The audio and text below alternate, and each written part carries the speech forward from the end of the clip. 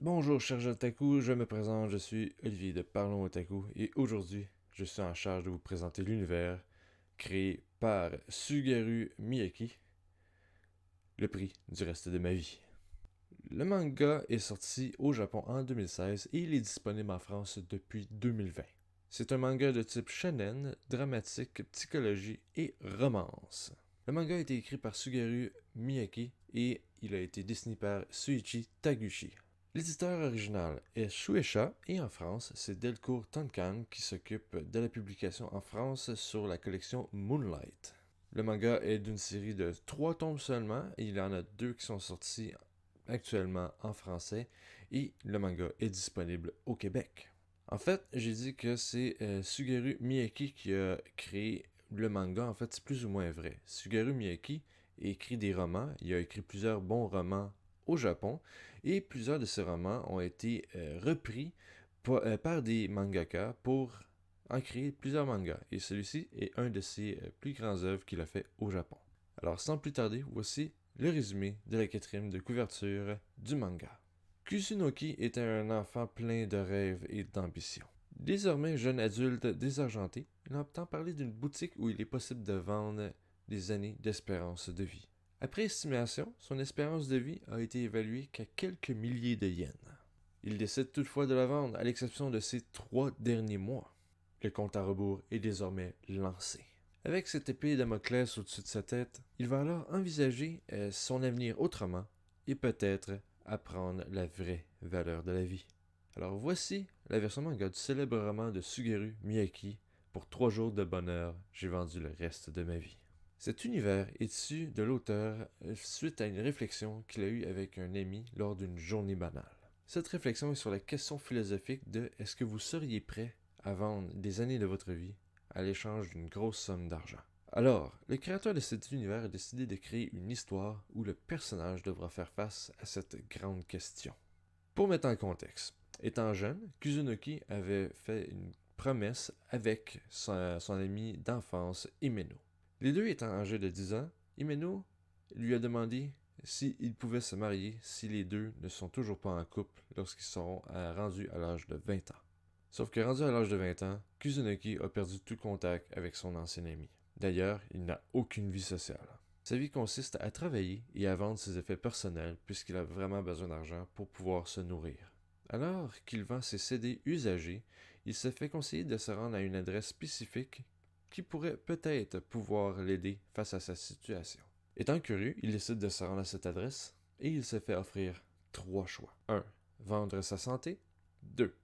Vendre son temps. Et 3. Vendre son espérance de vie. En faisant une estimée de sa vie, il apprend premièrement qu'il lui reste 30 ans et 3 mois à vivre. Et malheureusement, il apprend aussi que le reste de sa vie équivaut à une valeur monétaire qui frôle le comparable d'un salaire annuel frôlant la pauvreté. Étant étonné de sa vie, il décide de vendre les 30 dernières années de sa vie pour ainsi garder que les 3 derniers mois. Le prétexte qu'elle donne, c'est que malheureusement, beaucoup de personnes, lorsqu'il reste moins d'1 an à vivre, vont causer énormément de problèmes face aux autres et à la société. Son nom est Miyagi. C'est cette jeune fille. Kusunori décidera de changer sa vie pour les 3 derniers mois, et grâce à Miyagi, il va réussir à voir la vie d'un autre œil. Mais aussi, il apprendra un peu plus sur le côté obscur relié à l'organisme qui lui a offert ce choix. Personnellement, j'ai vraiment adoré l'histoire de ce manga, surtout la question philosophique qui y est apportée.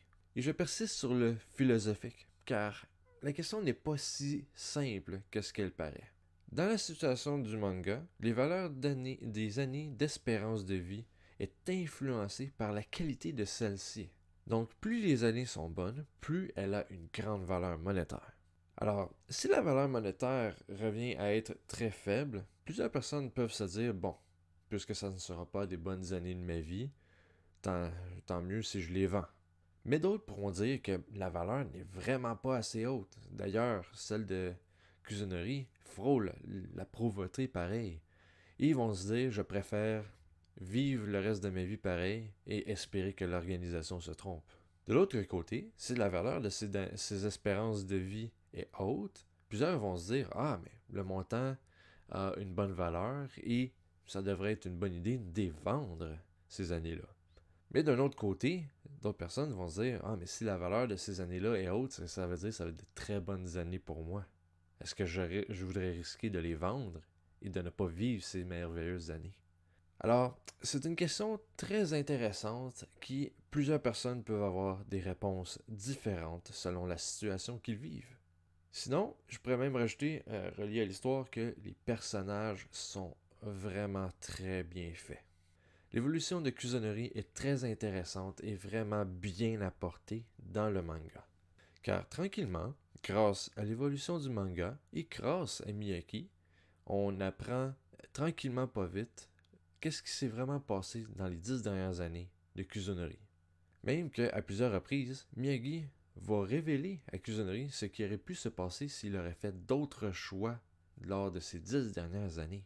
Alors, à plusieurs occasions, Kusanori se rendra compte à quel point il a fait malheureusement beaucoup de mauvais choix de vie. Donc, il va vouloir se reprendre lors des 3 derniers mois qui lui restent.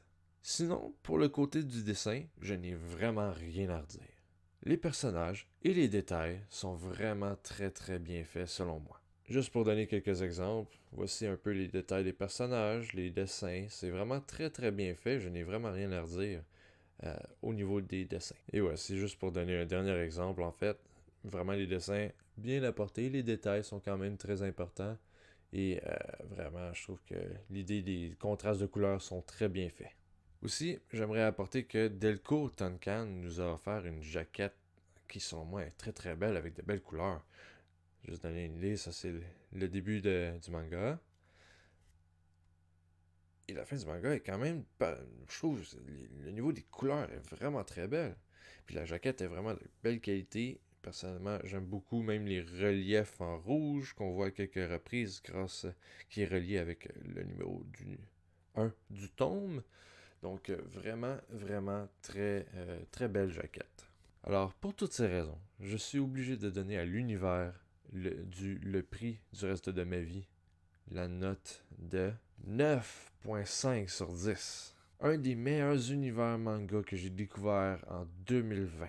Raison de son histoire touchante à saveur très dramatique, et parce que l'histoire de Kusunoki est très bien développée dans ce premier tome, j'ai dévoré ce tome à plusieurs reprises de suite, tellement c'était très très bon. À un tel point que je me suis procuré automatiquement le deuxième tome et je l'ai dévoré aussi vite que le premier. Et maintenant, je suis obligé d'attendre le troisième tome qui devrait sortir, si je me souviens bien, dans les prochains jours. Il me semble mi-février, fin février, ça devrait sortir. Donc, je vous dis tout de suite, le troisième tome est déjà en route pour moi. Alors, chers otaku, j'espère que vous allez vous plaire dans cet univers qui est très dramatique et très intrigante. Sinon, ne vous inquiétez pas, vous allez peut-être plus apprécier l'univers que je vais vous présenter dans le prochain vidéo. Si vous avez aimé la vidéo, s'il vous plaît, laissez-moi un beau petit pouce bleu. C'était Olivier de Parlons Otaku, et n'oubliez pas, soyez otaku. À la prochaine!